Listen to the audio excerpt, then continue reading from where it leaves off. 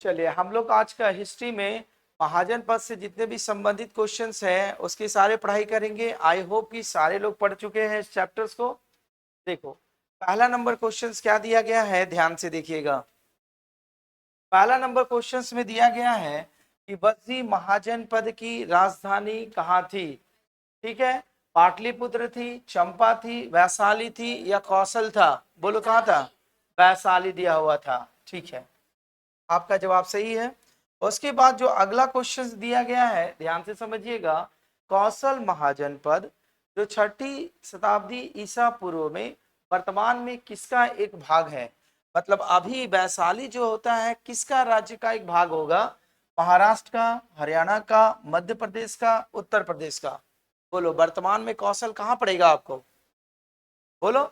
Generally ये पड़ेगा आपका कहाँ, उत्तर प्रदेश में। कौशाम्बी बताए थे ना कौशल राज्य, तो ये अभी वर्तमान में कहाँ पड़ेगा आपका, उत्तर प्रदेश में पड़ेगा।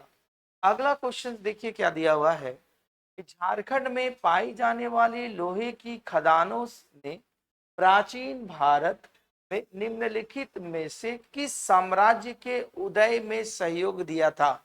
मतलब झारखंड में पाई जाने वाली लोहे का खदान है तो प्राचीन भारत में किस साम्राज्य के उदय में महत्वपूर्ण भूमिका निभाई थी।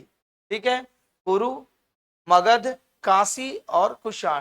तो ये दिमाग लगाइए कि झारखंड का सबसे पहले कौन सा राज्य भारत मिला हुआ था।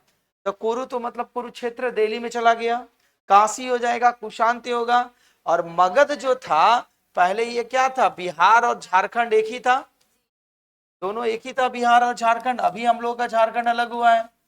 तो किस साम्राज्य के उदय में महत्वपूर्ण निभाई होगी, मगध साम्राज्य की। इस साम्राज्य की, मगध। कॉन्सेप्ट समझ में आ रहा है ना। सवाल को इसीलिए ध्यान पूर्वक पढ़ना है। देखो 2023 का सीजीएल का शिफ्ट में पूछा गया क्वेश्चन था। अगला क्वेश्चन देखो ये भी सीजीएल में है। मगध महाजन पद किस नदियों के द्वारा घिरा हुआ था, ये भी आपको बताए थे क्लास में।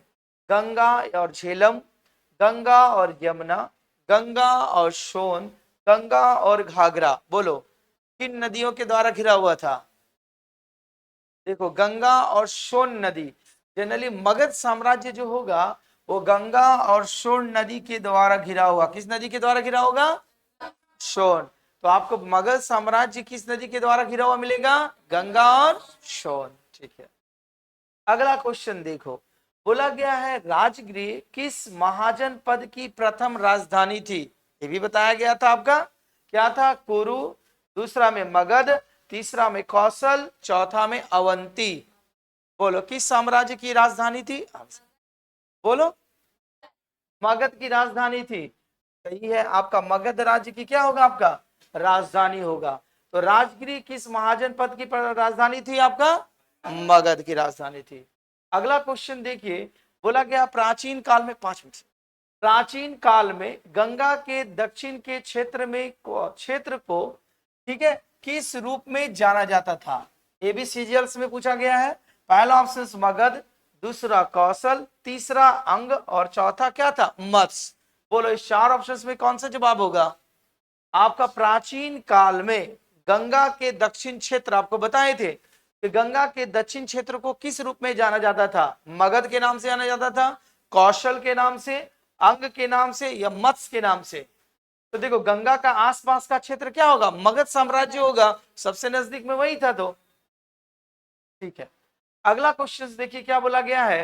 बोला गया बिहार में कई वर्षों तक मगध की वो राजधानी रही। ठीक है, बाद में राजधानी को पाटलिपुत्र या पटना, वर्तमान में जो पटना में अंकित कर दिया गया।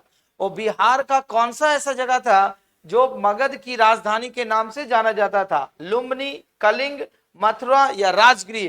तो ये पहले दिखाओ कि भारत बिहार में कौन सा ज्यादा पड़ेगा आपको। ठीक है, कौन सा राज्य जाना जाता था पाटलिपुत्र के नाम से, देखो पढ़ाया हुआ आपका है राजगृह। जो बिहार का राजगृह जो था आपको बताए थे ना, ब्रजगृह और राजगृह, बहुत समय तक किसका, मगध महाजन पद का क्या था, राजधानी था, जो वर्तमान में किस नाम से जाना गया, पाटलिपुत्र के नाम से। तो वही बोला गया बिहार में कई वर्षों तक मगध की राजधानी रही। तो मगध तो हमारा महाजन पद था, तो उसका राजधानी रहा था, कौन रहा था, राजगृह न रहा होगा। ठीक है, इसका मतलब देखो, पहले बताएं जो नोट्स लिखा है उसको पढ़ के आइएगा, तभी आप एमसीक्यू अच्छा से दे पाइएगा, ना तो दिक्कत हो जाएगी। देखो, प्राचीन भारत में महाजन पदों के शासक फसलों के उपज का कितना % दर वसूलते थे, या कितना भाग? 1/3वां भाग, 1/5वां भाग, 1/6 भाग, या 1/4 भाग? तो देखो, उत्तर वैदिक काल में जो थे राजा 1/16वां भाग वसूलते थे, लेकिन यहां पर जब महाजन पद आया तो 1/6वां भाग वसूलने लगे। जितने भी फसल का उत्पादन होगा उसका कितना भाग वसूलेंगे वो? 1/6 भाग। लेकिन अगर उत्तर वैदिक काल आता तो उसमें बताए थे वो कितना हकदार होता था? 1/16वां भाग का वो हकदार होता था। ठीक है, अगला क्वेश्चन देखिए, शासक का नाम और साम्राज्य निम्नलिखित में से कौन सी जोड़ी सुमृत है? मतलब कौन सा जोड़ा सही होगा बताना है। महानंद पद मगध साम्राज्य से संबंध करता था, या अजात शत्रु मौर्य साम्राज्य से? क्या केवल ऑप्शन 2 सही होगा, ना 1 या 2 सही होगा, 1 और 2 दोनों सही होगा, या केवल 1 सही होगा? तो आइडियाज दो, ये थोड़ा सा अभी पढ़ाएंगे आगे चल के, लेकिन ये मगध महाजन पद का ही भाग था। तो घनानंद का संबंध किससे रहा था? देखो, केवल 1 नंबर ऑप्शन सही होगा। जो घनानंद था इसका संबंध किससे था? मगध था, क्योंकि इसी के बाद क्या था आपका? चंद्रगुप्त मौर्य का शासन स्टार्ट हुआ था, क्योंकि इसी का दरबार में आया था ना घनानंद कौटिल्य। चंद्रगुप्त, ये कौन आया था? कौटिल्य आया था, जो बोला था देश में आक्रमण होने वाला, नहीं किया तो उसको धक्का मार के राज्य से निकाल दिया। तभी ना क्या था, चाणक्य बोला कि नहीं, अब जब तक हम इसको साम्राज्य से हटाएंगे नहीं, अपना चोटी का बाल को नहीं खोलेंगे। वही शपथ ग्रहण किया था ना। क्यों किए थे? क्योंकि उसको चोटी पकड़ के बाहर निकाल दिया गया था, इसीलिए। अगला क्वेश्चन देखिए, हार्यक वंश का शासक अजात शत्रु किसका पुत्र था आपका? नागदासक का, उदयशीन का, अनिरुद्ध का, या बिंबिसार का? ठीक है, इसका जवाब देने का कोशिश दो, क्योंकि अभी पढ़ा नहीं है लेकिन उसी से पाठ था, थोड़ा मिल गया। हार्यक वंश, क्योंकि मगध साम्राज्य में ही आपका मिलेगा। किसका पुत्र था? बिंबिसार। हार्यक वंश का शासक जो था अजात शत्रु का पुत्र था, कौन? बिंबिसार था।